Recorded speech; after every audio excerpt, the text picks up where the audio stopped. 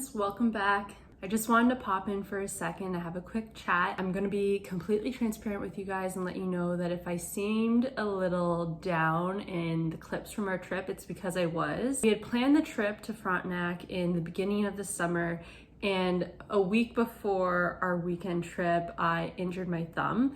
I was slicing limes on one of those mandolin slicers and got my thumb knuckle pretty badly, and it had me super stressed out because with the pandemic and hospitals, like we didn't go to the ER and maybe I should have done stitches and yada yada yada. It had me in a really bad place, in a really bad mindset, and I was super down, and it's doing a lot better now. I'll try to show I tried to show a clip later. I don't know if it'll make the cut in the final video or not, but maybe you'll see it, maybe you won't. But yeah, it's doing a lot better now. It actually totally reattached. Sorry if this is TMI, and now there's just a bit of a bump, but I can live with the bump, and my thumb's good. It's a little hard to bend. It's a little tight over that area, and I think it will be for a long time. I actually injured my index finger on my left hand cutting an avocado. It's been years since that, and now it feels totally normal, so I know that this will feel normal in the long run eventually. So all that being said, feeling really happy and really positive and happy to be back to my positive self. For this trip, we really didn't want to cancel because with all the stress, we knew that it would be a great setting to just be outside, unplugged, away from everything, to just unwind. And it was a hike and campsite, so we didn't even have to bring the canoe, so that meant I didn't have to paddle. Because with my right hand being injured, I wouldn't have been able to paddle as easily. Like I think the pressure or like the rubbing and stuff on my thumb wouldn't have been good. So it was a hiking campsite, so it was literally perfect for the occasion. So we really didn't want to cancel. But on the way to camp, Kevin turned to me in the car and was like, "What shoes did you pack?" And I was like, "No." If he's asking me what shoes I packed, then he definitely didn't pack my shoes, because Kevin was doing all the heavy lifting for the trip, like packing the car and getting things organized, because I just was trying to avoid using my hand as much as possible so that it would heal. So we ended up making a pit stop in Westport to buy some other shoes for me. I ended up opting for sandals, which luckily ended up working because the trail to camp wasn't too bad, and so it ended up being all okay despite like the disappointment of not having my hiking shoes and having that same traction. But I still used them, and they were really awesome for our Tobermory trip, so it all worked out in the end. And then on top of everything, as we were planning our hike-in route, I watched a YouTube video and found out that 12C at Lynch Lake is one of the worst campsites at Frontenac Provincial Park. I don't know how that's even possible, but you'll see in the clips, and I'll go into detail in the voiceover and you'll see what I mean. So with the thumb and my shoes and the campsite, it was just not looking like it was going to be a promising trip. But all that being said, we persevered and we just went for it. We did, however, decide to cut our trip a little short. We were originally going to be there from Friday to Monday, but we decided not to overdo it. We did pack for at least 2 days instead of 3, and we were going to see if after the first day how I was feeling and how things were. But we had booked 12C for 2 nights, so depending on what we thought of the campsite and how I was feeling about my thumb, we would stay 2 nights because we would have enough food. But ultimately, we ended up cutting our trip short and just went for a 1-night stay. We figured 1 night would be enough just to have a little getaway. We wouldn't have been able to swim, not only because I didn't want to get my hand wet and get any bacteria in there, but also because you'll see in the clips, Lynch Lake was a little weedy and really not nice for swimming anyways. So everything happens for a reason, and I think that this was just exactly how it was meant to be, a 1-night getaway. So the trip was already off to a rocky start, to say the least, but like I said, we persevered and just went for it. Stay tuned till the end for another funny story on top of everything that I just told you. At the end of the day, I'm really happy that we went. It was fun to explore a different side of the park. We didn't start at Big Salmon Lake. We ended up starting from the Kingsford Dam at the, I always get mixed around. I believe it's at the north end of the park. So that was totally different for us. We had never been to that parking lot or starting point before. So we got to see a lot of different campsite locations for the future. Overall, I don't think I would recommend 12C, but there were a lot of other great campsites, or maybe even 12A and B would have been a much nicer stay, and you'll see why. Anyways, that's enough for me. It was nice chatting to you guys. I hope you understand. And yeah, like I said, I'm feeling a lot better, so no need to worry about anything. But I hope you're having a great summer, and we'll chat again soon. Take care and bye for now. Joy, miss you.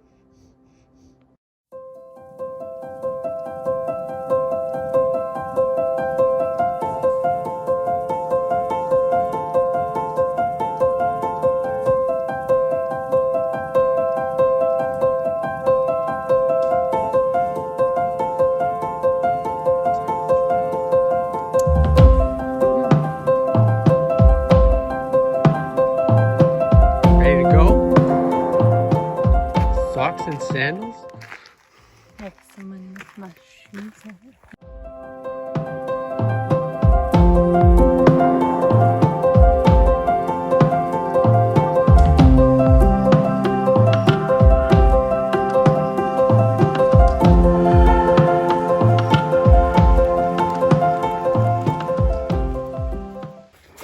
It says we're here. We're gonna go down, get to the Frontenac Lake loop, make a left, go all the way around, get to our campsite at 12 at Lynch Lake, and we're at 12C, so we're not quite on the water apparently. No, but that's okay.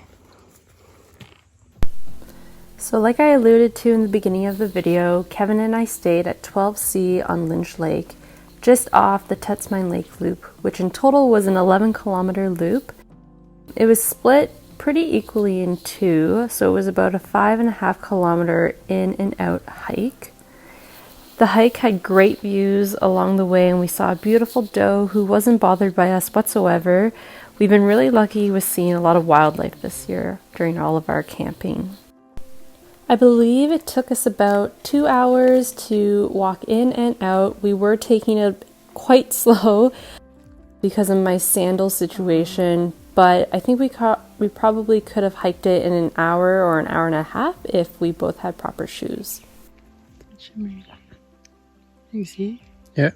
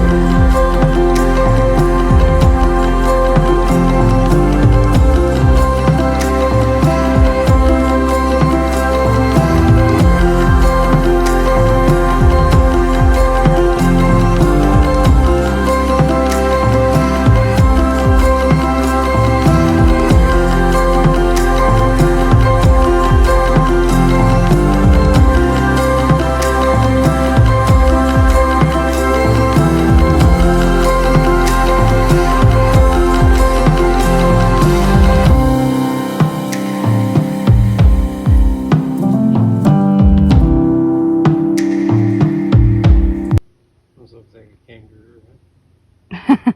Same color. That position though.